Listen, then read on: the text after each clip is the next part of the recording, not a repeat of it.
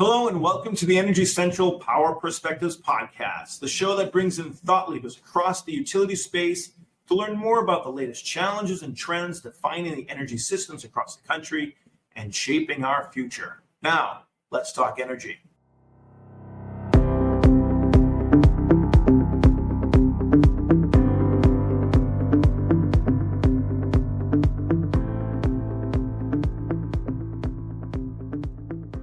I'm Jason Price, Energy Central podcast host and director with West Monroe. You can usually find me in New York City, and now as a first, we're recording in person at the headquarters of our next guest, which I shall introduce in a moment. But first, I want to welcome my colleague in Orlando, Florida, Energy Central producer and community manager, Matt Chester. Matt, it has been over a year since we've discussed the transmission system on Power Perspectives. Our listeners may recall a fascinating conversation on episode 34 with the head of the Western Area Power Administration. I recommend listening to this podcast to understand the transmission system out west and some of the solutions discussed on how they maintain resiliency and overall performance, particularly with what could have been avoided with that Texas weather disaster in February of 2021. Today, we are revisiting the important topic of our transmission system in the United States. Without the transmission system, clean and abundant power may never safely get to our distribution utilities, which allows us to turn the lights on. It is these systems that crisscross our landscape and connect us to the power. Like every other facet of the industry, transmission, the T in T&D, is going through its own transformation and facing difficult decisions on where to invest in order to continue to safely and reliably provide power delivery, resilience, and vigilance from bad actors, local and abroad. So Matt, Energy Central is an engaging professional community. What are you seeing in the publications and discussion boards about our transmission system? Yeah, Jason, transmission may be, as a conversation topic, hotter than it's ever been on Energy Central these days. Of course, investment in and work focused on transmission, it's nothing new, as our T&D systems have been evolving for over 100 years. But the modern challenges facing utilities, the ones you noted, things like increasing generation capacity to meet a growing demand, modernizing the grid with digital tools, the permitting and regulatory processes that all come into play, they're all coming into focus in a pretty unprecedented scale during recent years. And so given that, I think the conversations are reaching a fever pitch on Energy Central, and we'll surely be eager to hear straight from the types of experts that we have joining us on the podcast today. Great. Thanks for that, Matt. It's no doubt been a topic of great concern. And if power generation is the heart of the utility sector, then the transmission network is the critical set of arteries used to provide our nation with an uninterrupted supply of life-sustaining energy.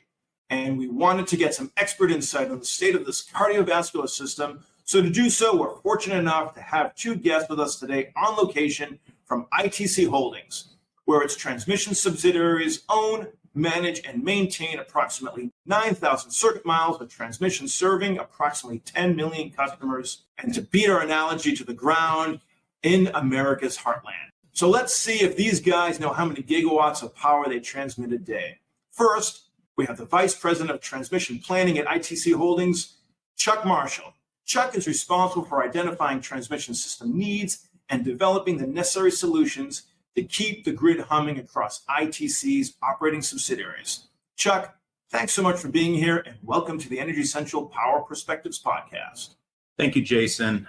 I'm excited to be here. I appreciate you taking time out of your day, out of your week, making the trek down here to our headquarters. I don't know that there's ever been a time in our industry where transmission's been more center stage.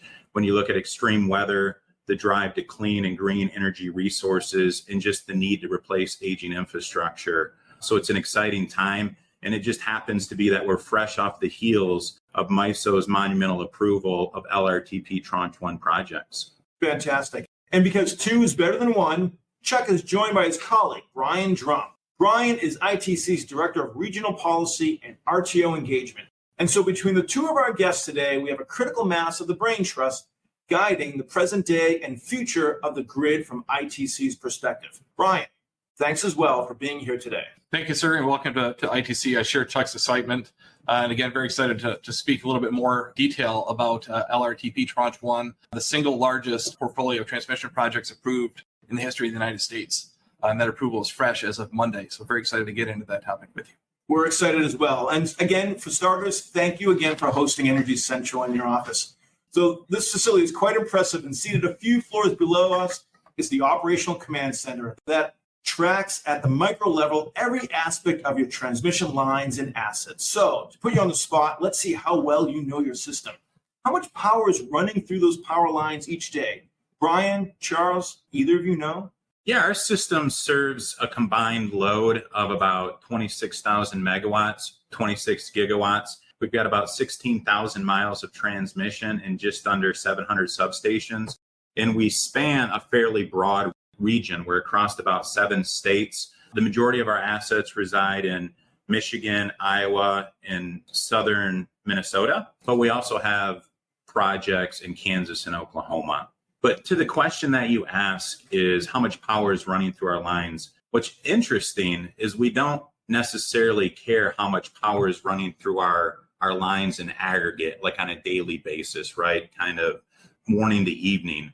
But what our focus really is on that peak demand. So on a daily basis, on a weekly basis, on a monthly basis, that's how we approach the transmission system, is preparing and building the system for those peak risk hours.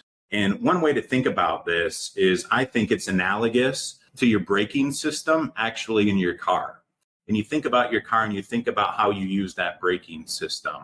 And I would say 99% of the time you use less than 100% of the capacity of your braking system. You're not locking your brakes up every time you're using them, right? If there's somebody that you're approaching an intersection, you use your brakes, sort of 30, 40% capacity. If you're on the interstate, somebody cuts you off, maybe that's 60 to 70% capacity. But there are occasions when you're going through an intersection and somebody makes a left-hand turn in front of you that you need those brakes to operate to 100% of the capacity. And if they don't, there's consequences, and sometimes catastrophic consequences. So when I think about the transmission system and I think about planning the transmission system, you plan the transmission system for that 1%, for that catastrophic event, so bad things don't happen, like you referenced with the cold weather event in Texas. Well, it's an impressive operation and big numbers, certainly. So let's zoom back out and start with the basics. Can you explain for us the role ITC Holdings has in grid operations and what your priorities are these days? Chuck, why don't you take the first one? Absolutely. Thank you. So ITC by definition is transmission. Actually, the T in ITC stands for transmission. ITC was founded back in 2003 as the International Transmission Company. And so that's what we do. It's core to what we do. And effectively, it's all we know. Our priorities today are reliability, resilience, and affordability. If I could, going back to the analogy of the car and the braking system, the vehicle is changing and the roadway is changing. So the generation resources are changing. The characteristics of the generation resources are changing. The capacity factors, the load itself, sort of the path forward is changing. Different load profiles, electrification, electric vehicles, and those demands that are placed upon the transmission system. We also have generation that effectively is standing in line, waiting for existing new transmission capacity to be created so we can bring those generation units online. So we really do applaud MISO and what they've done for LRTP Tranche 1, because that capacity truly is desperately needed. It's that type of proactive investment that we need in the system to preserve those priorities that I talked about, to preserve reliability and resiliency. And really anything short of backbone infrastructure truly is just a Band-Aid fix. It's sort of patching potholes, and it doesn't deliver the reliability and resiliency that we need. That's great. Thank you for that. So if we know and are pretty universally agree that action is needed, the type of agreement across sectors, parties, and more that's rare these days, what's the holdup? Why are there still this logjam in the industry? I can take that one. We've made some progress this week, right? But it's been a long time getting here, to your point. And I think the reason for that is that MISO as the independent regional transmission operator in the Midwest, spanning a 15-state footprint, has been very thoughtful and very deliberative and very data-driven, engaging with stakeholders in trying to identify the problems that we're facing. So in 2016, we performed a renewable integration impact assessment, trying to gauge the impact of increased renewables on the system. In 2017, had the resource adequacy and need initiative, trying to get some short-term solutions to fix some of the problems related to this renewable integration. 2019, engage with stakeholders to refresh futures as far as what are the projected future needs of the system looking out 20 years. So they've been building this record, engaging with stakeholders, including ITC, been very much at the forefront of this. And there's been some findings coming out of those studies. So those findings that MISO has shown is that we are in the midst of an ongoing generation fleet transformation. There is a tremendous amount of baseload fossil fuel fired generation that is retiring from the system, that is gradually being replaced by intermittent renewable resources such as wind and solar. And these resources have different characteristics than the old resources of the past that are falling off the system. So the system needs to change to accommodate this transformation. So MISO has documented that in studies, engaging with stakeholders. And MISO has also found that the system is increasingly stressed by frequent and severe weather events, such as the 2021 Winter Storm Uri that you referenced in the introduction. So those are some of the findings. So we go from there to what do we do about it? MISO calls this the reliability imperative. So the long-range transmission plan is one of 4 prongs of reliability imperative, which is designed to get the transmission system in the future that we need. So how do we get there? So we spent a lot of time engaging in studies, making sure that we have the data to back this up. And now we're in a position where we can start moving forward. But we'll talk about this in a little more detail as we go forward in this conversation. But we're in a good spot. We're making progress. But there's urgent need for transmission investment, and there's a lot more work to be done. It sure is. So the world is going through some tough economic times these days. So the possibility that grid upgrades will be necessary and expensive will hit all of us. How are we preparing the public? What's the messaging that we need to get across to prepare for these big investments? Brian, why don't you start, and Chuck, certainly feel free to jump in. Great. So again, this Monday, the MISO Board of Directors approved a $10.3 billion portfolio of 18 long-range transmission projects. These are projects that span the MISO footprint. They're going to deliver tremendous value, and I'll get into the detail of that. But I want to focus on those projects and how they came to be. But these projects are the result of MISO as an independent regional transmission organization engaging in region-wide planning of its footprint. So what are the future needs of the entire footprint, and what is the best, most efficient way for us to meet those needs? So they're capturing vast economies of scope and scale and planning ahead to the future to get the solutions that we need. So this is the first tranche of projects are foundational. These are designed to meet the needs that we have right now. And what MISO has shown, so MISO and ITC take it very seriously. We realize we're asking ratepayers to make a substantial investment, So we feel an obligation to make sure that they're getting the value. But MISO has demonstrated that for every dollar spent on this transmission expansion, that ratepayers should expect to receive a benefit to cost ratio of 2.6. Every dollar of cost should result in $2.60 of benefit. MISO has a substantial written business case demonstrating this to stakeholders.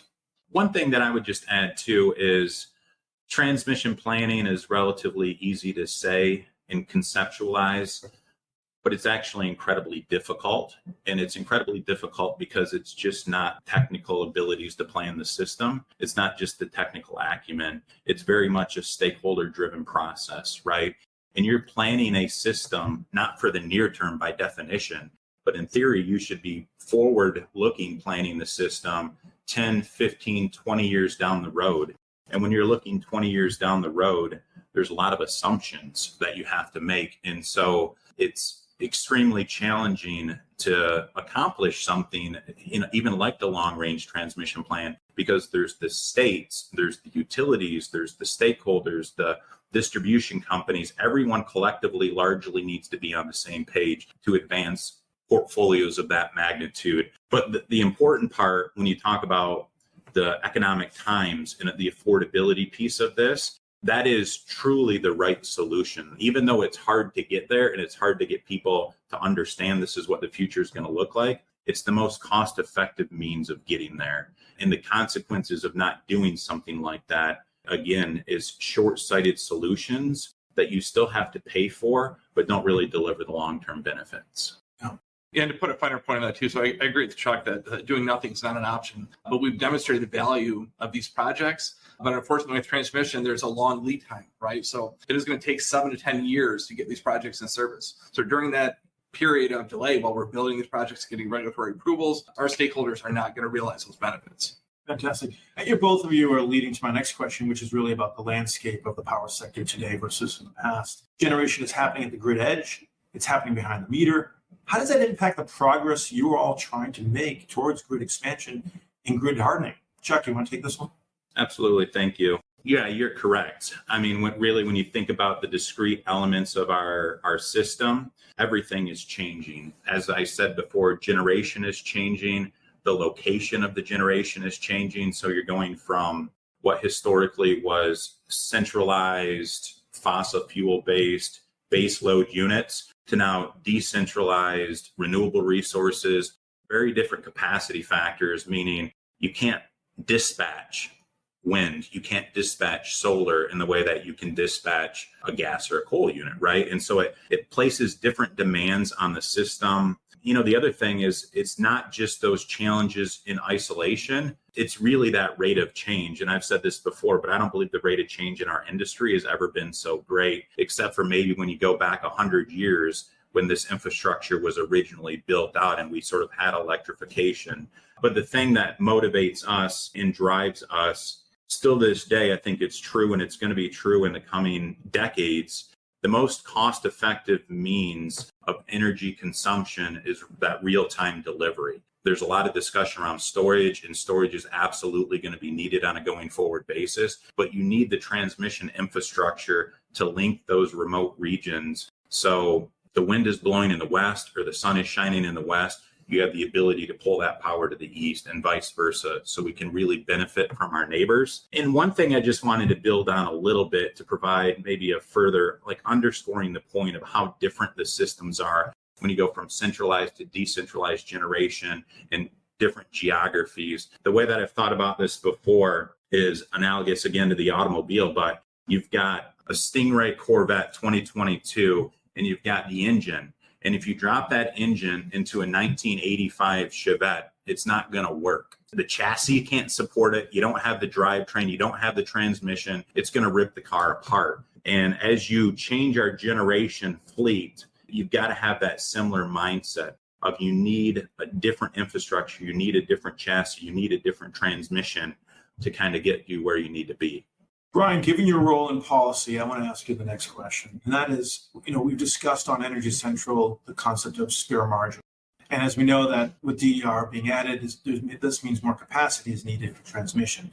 So you guys are the front line on this. So can you provide some color for us? Is this situation urgent around spare margin as we're being told? Brian, thoughts?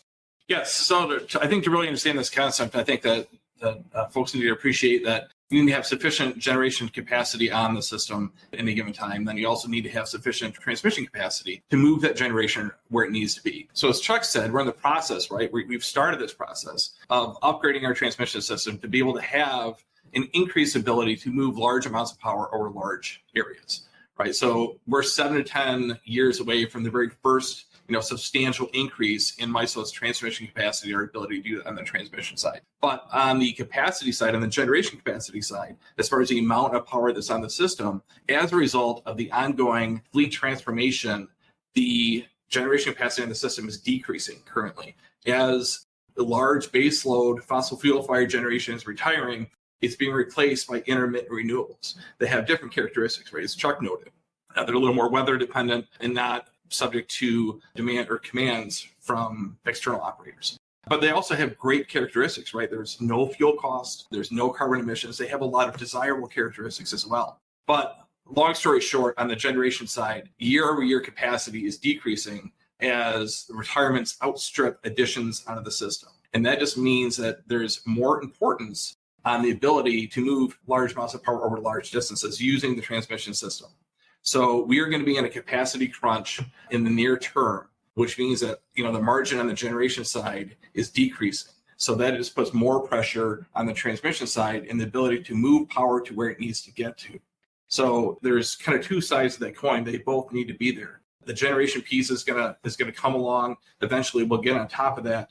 But we need to make sure that the transmission system keeps pace. And in the meantime, we're going to be leaning on the transmission system to resolve some of these generation capacity issues as well.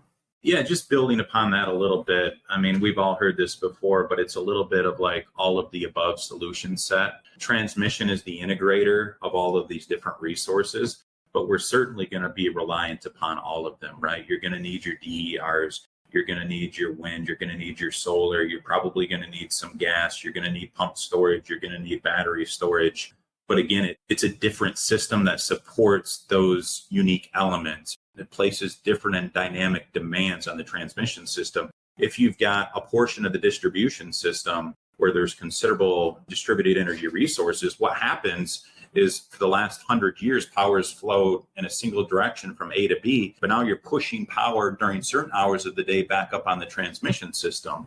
Well, that's going to change the flows on the transmission system. So that's just an example or two of some of the challenges ahead of us, but yet how transmission sort of links everything together.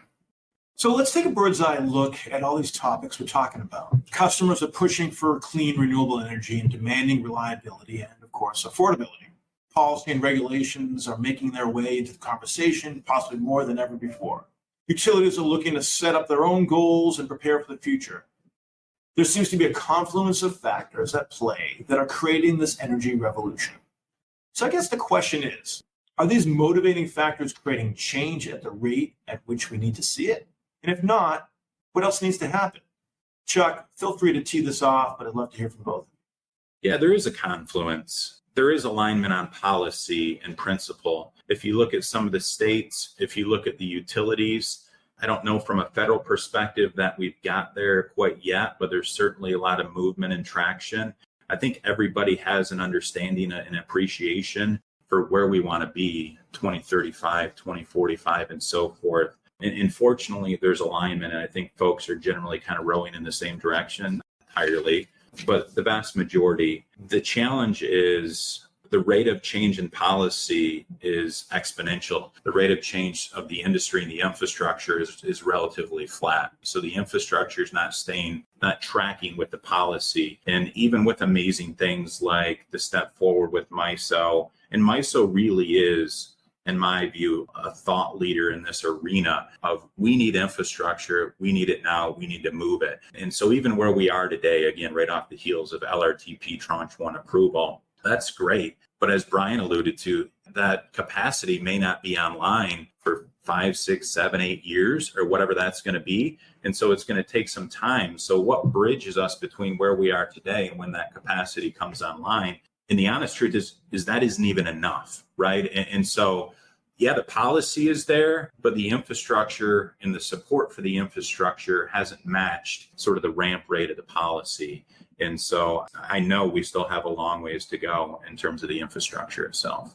Agree. So with respect to the question, is change happening at the rate that we need to see it? I agree with Chuck. I think that we're making some promising first steps. And I agree that MISO's been a leader here, right? That LRTP Tranche 1 is, it's historic. It's a milestone. That is a step in the right direction, but there is much, much more work to be done. There's an urgent need to build more transmission faster in this country. So we've already talked about the generation fleet transformation, the increase in severity and frequency of weather events. Tranche 1 is designed to meet basically kind of our current needs, right? So we need Tranche 1 now. We're not going to get it for another 8 to 10 years. But another piece on top of this entire equation, right? So we're playing catch up and we're falling behind and we need to get on top of this situation. We're just talking about the current state. So in MISO actually performed 3 future studies. Future 1 is a baseline that's really close to where we are right now. Futures 2 and 3 are projecting increased load growth through electrification, more demand for electricity. So as hard as it is for us to keep up with this, we're falling behind. We're not getting on top of the situation yet, but that's kind of the status quo. So if you add on Future 3, MISO is projecting that 20 years from now, its load could double. So not only do we have to keep pace with what we have now, we have to start getting even further ahead to meet the increased demand that is going to come from increased electrification. And that just, further complicates things. So again, MISO's been a leader. This is a step in the right direction. Again, it's an urgent need to build much more transmission and faster. And I think to your point, right, that people kind of recognize this. There's kind of a groundswell of support. I don't know that people appreciate how difficult it is. I think some of the barriers are coming down, but to use this podcast as a platform, learn from the lessons that we have here today, shift your mindset, right? From how do we address the problems that we currently have, start thinking ahead. How do we get on top of this entire situation, the future that we're going to have in 20 years from now? Recognizing that some of these solutions are, unfortunately, long lead time items that have a tremendous amount of value. So how do we get to that future that we want to get to? Well, I'm going to give you gentlemen the last word, but before we do, we have what's called our lightning round. So we're going to pivot to getting to know you both a little bit more as a person as opposed to the professional. We ask that you keep the responses to either one word or phrase, but you can certainly elaborate beyond that. And it's usually a lot of fun. So are you both ready? Ready. All right. So we'll start with you, Chuck, and then Brian, when we follow that pattern. So Chuck, what's your go-to comfort food? Pizza. BLTs with homegrown tomatoes and sweet corn this time of year. Movie, TV show, or book you could revisit countless times without ever getting tired of it? Movie would have to be The Edge with Anthony Hopkins. Packers football game. Since you're both based in Michigan, do you go green, go white, or go blue? Go blue. Sparty all the way. That's the only thing that Chuck and I disagree on. What historical figure would you invite to your dream dinner party? George Washington. George Washington. I'm going to say Julia Child, make her cook. We're going to have too many martinis and truss up a chicken. Who are your role models today? I would go with my parents. Agree. And I'd also say, too, just, industry focus. Everyone that's been engaged in trying to move this clean energy conversation forward, certainly making a lot of progress in having people understand the needs, but certainly a lot of colleagues across the industry, people that I work with in this company day to day, certainly, view them as role models and are very proud of the work that we're doing. And last, what are you most motivated by? Simply put, I would say making a difference, being impactful. I would agree. And I would say, too, that the challenge, right, that this is very difficult to do. And it's a lot of fun. It's very difficult to do, but I love the challenge. And to see, some progress, right, is really encouraging. But again, there's a lot more work to be done. Great responses. So as a tradition, that means you get to leave our audience with the final word. What's the one message you hope comes through and sticks for our listeners of today's episode? Let's hear from both of you, starting with Chuck. Yeah, thanks, Jason. And again, thank you for taking the time to show up here at our facilities. I think my leave behind message would be just an appreciation for the rate of change, how rapidly our industry is changing. But for me personally, it's challenging, but it also creates opportunity, right? It creates opportunity to do things the right way the first time. Let's get it right. Let's collaborate and let's act as a unified body to move into this future, because the mountain is high, right? I mean, it's not, as I said, it's an all of the above solution. Transmission truly is that integrator, but transmission needs generation, right? It needs all sorts of generation. It needs the load. It needs visibility. So we're certainly in this thing together, and I'm excited about it. Agree. Transmission is the key to unlocking our clean energy future. There's an urgent need to build transmission, start realizing benefits. We need to shift the way that as ratepayers, stakeholders, as citizens, how we are approaching the energy future, right? So we need to start thinking ahead and start leveraging economies of scale. And again, just planning ahead and trying to meet future needs and plot out how we want to get to where we go. Because I think the future is very exciting. It's a thrill every day to play in this space and try to get to where we want to go, but it's difficult. Well, for both of you, I admire your passion and your interest in this. And thank you also for taking time to talk to our audience today about these important topics. And I can't wait to see the questions and comments that will come from our community. Until then, though, we just want to thank you for sharing your insight with us on today's episode of the podcast. Thank you. Thank you, sir. You can always reach Chuck and Brian through the Energy Central platform, where they welcome your questions and comments. We also want to give a shout out of thanks to the podcast sponsors that made today's episode possible.